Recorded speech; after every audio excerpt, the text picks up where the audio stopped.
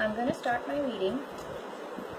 This is a little different than what I normally do, and I thought I will just give it a shot if it resonates with you. This is my new deck. It's called the Fairies Oracle, and I'm going to read from this. It's a very new deck. I haven't really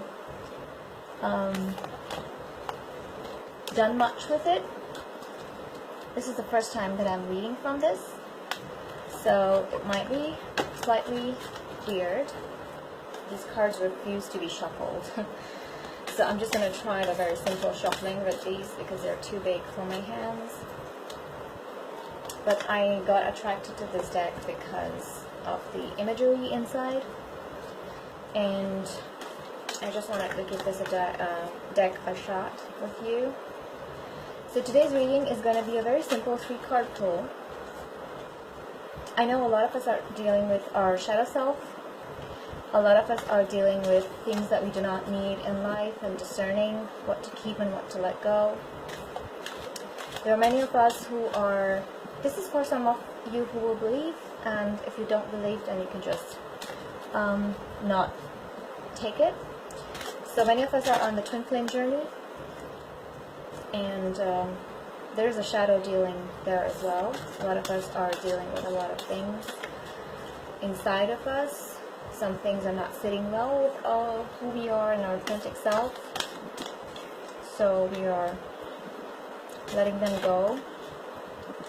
We're letting people go. And we're letting situations pass. Okay? This is for all of us who are doing that. So these 2 cards wanted to just come up.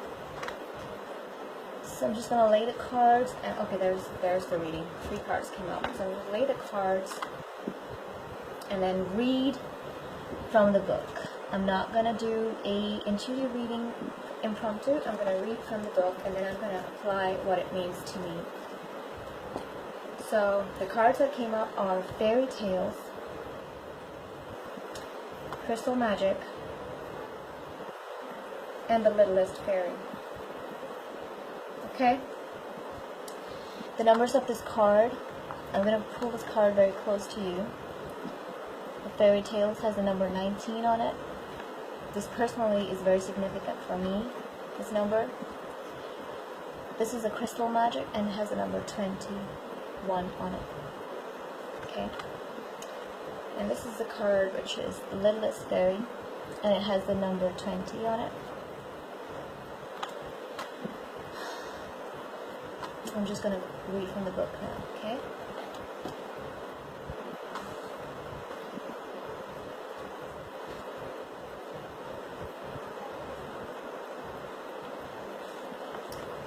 Fairy Tales. Letting go, detachment, moving on. This is a card of seeming cruelty. How can you or another leave anyone who loves them and needs them so? But the truth is, it is time to detach and set yourself or another free. Even though it may seem you are abandoning them to be a kind of death without you, this is not the truth. The truth is that you must let go of anything that is currently suffocating, restricting, or dragging at you. And while this is the most difficult thing for you to do it you must. It will be very hard, and there is a chance you will face a great deal of guilt. Others may find you cold or fail to understand how can you leave someone so devoted to you. While you have the terrific experiences and wonderful connections with these, have become responsibilities that have accumulated to a point where you are identifying with them so closely that you no longer feel free. Please, one by one, take these burdens, anything that feels heavy, whose energy does not come from love but from need, any demands and expectations that no longer meet your needs, and gently let them go. There is no rejection in this gesture. It is simply a time to reestablish your personal boundaries. You may even be carrying burdens that rightly belong to other people. Please release these now. By releasing them, you can call on your deity, angels, elementals of the universe to send these unwanted and unnecessary illusions we call responsibilities to heaven. This is a sign from the universe that by releasing these burdens, you are being brought closer to who you really are, a divine child of light. The time has come to let go and move on. The first card, Fairy Tales, letting go, detachment, moving on. The number 19. Second card, the Crystal Magic, creation, dawn, and the beginning. After letting go, there's creation, dawn, and the beginning. The number 21. I like how these cards are interplaced. The numbers are interplaced. This is 19, 20, 21, but it came out as 19, 21, and 20. So, creation, dawn, and the beginning. In the beginning there was one fairy and a crystal chamber where all the souls of the world would be birthed, and she danced and flew forth from one shining stone soul, which she blessed and set free into the world. The fairy being is dancing into existence, the song of the crystals, the form of the crystals. Within each of those crystals is a soul. When birth will be you, me, and we, and all.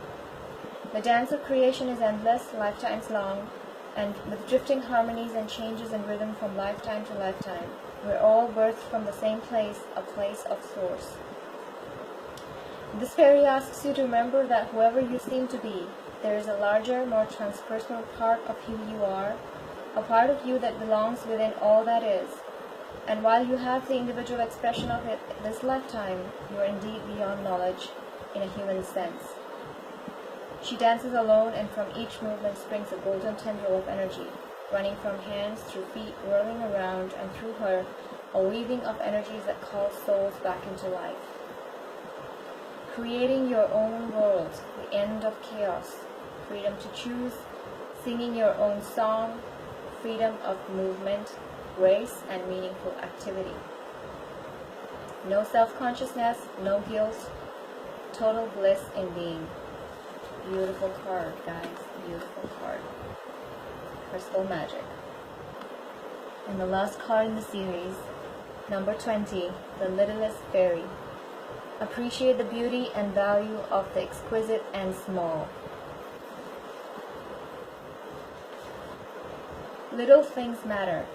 Seeds, subatomic particles, fairy rings, and precious things are often very, very small, and they are often overlooked, unnoticed, or are judged ordinary due to lack of size. But such small things have power, magic, and significance far beyond their size. They are gifts from the worlds of fairies, and as such, the more you express your gratitude and appreciation for them, the more fairy blessings and magic can enter your life. Have a delicate feel with your fairy fingers, find what has been given to you, and then give thanks for the little things in your life. Clear a small section of the garden and let it be wild and free for all in that small area. The fairy here is protecting her sacred toadstool, a section of the fairy ring that is important to her. Today be on the alert for small signs coming to you from the fairy. Perhaps a fairy ring has sprung up near your home or in your garden. Protect it and leave an offering near her. Fairies are oftentimes tiny, but they are very strong. They stop little works destroying sacred things. They whisper in the ears of earth guardians and wildlife warriors, asking them to protect trees and animals. They, being tiny and often invisible to others, are underestimated and often misunderstood. They are powerful beings, and though some are tiny or appear as little more than a flicker of light from the corner of your eye, or a sense that something just flew behind you, they are strong and wild and assisting us greatly. Today, notice what is overlooked. Do something small, and know that your life itself may seem small at times. It is a powerful and magical one, and you too can bring many blessings to both the planet and the soul of nature.